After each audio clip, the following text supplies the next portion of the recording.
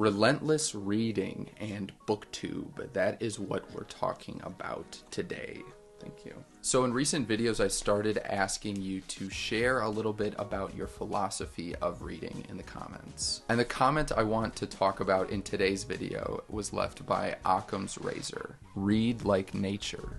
Nature does not hurry, yet everything is accomplished. So this is one of the quotes I'm building today's video around because I think it's a useful metaphor that can help you basically get the most out of the texts that you give your time to this year. Whether they're prose or poetry or fiction, I just want to help you learn to love literature more, and I want to help you deepen your experience of texts. Like I've said in plenty of other videos, I think it's a mistake to prioritize quantity over quality when you read literature. I want every book to be some fantastic paradigm shift for you. A life event that's going to stay with you long after you finish reading a book. And I want that because I think it's the unique power of literature and really of reading more generally. For me, two books that represent really significant periods in my life are one, Ulysses by James Joyce, and two, In Search of Lost Time by Marcel Proust. And there are plenty of other experiences that I could delve into on the stack behind me. But the books you love are probably going to be different from mine. So by the end of today's video, the stage will be set for you to read more books deeper. And it all starts with, you guessed it, the philosophical comment left by Occam's Razor to read like nature.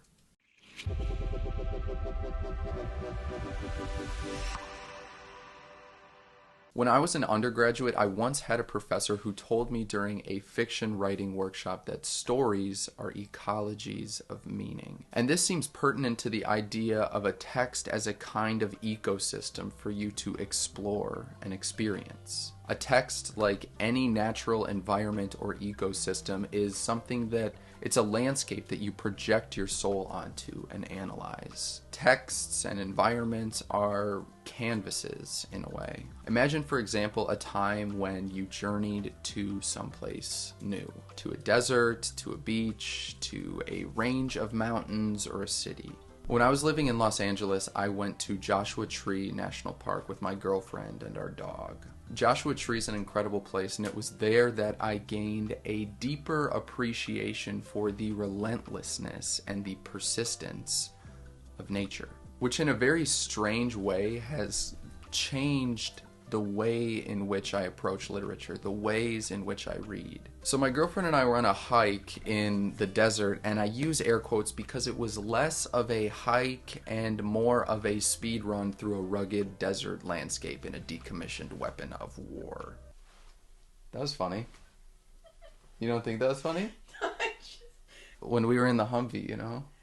We were in a Humvee. But anyways, on one occasion, our guide slowed the Humvee down, and he told us that Joshua trees take 60 years to reach their full height. And he also told us that many of the Joshua trees surrounding us were more than 1,000 years old.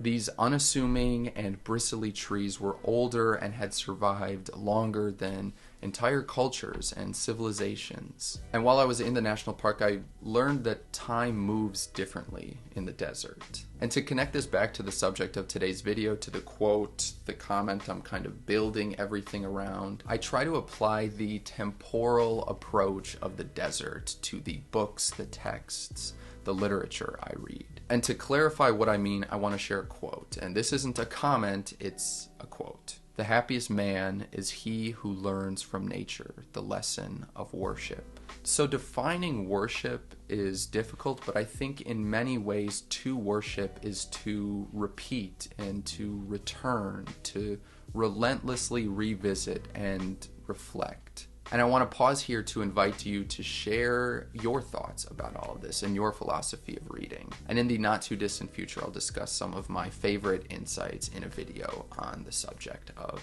reading. But back on the subject of worship, the subject of time in the desert, the subject of reading like nature. Emerson thought that we could learn the lesson of worship from nature, and that understanding could lead a person to happiness. And I think reading like nature, to call back to the comment left by Occam's razor, I think reading like nature can lead us to a similar place. Nature is always growing, it's always evolving, it's always moving. And I think this is how you should read. When progress is slow on some days, when your TBR list is mounting up, when it seems like all you ever do is add books to your TBR list, I hope you'll remember Joshua Tree and the desert and how time moves in the desert. Because although you might not live 1,000 years, when you're comfortable slowing down, I think you open yourself up to reading deeper and to experiencing a text more deeply. And the benefit of doing that is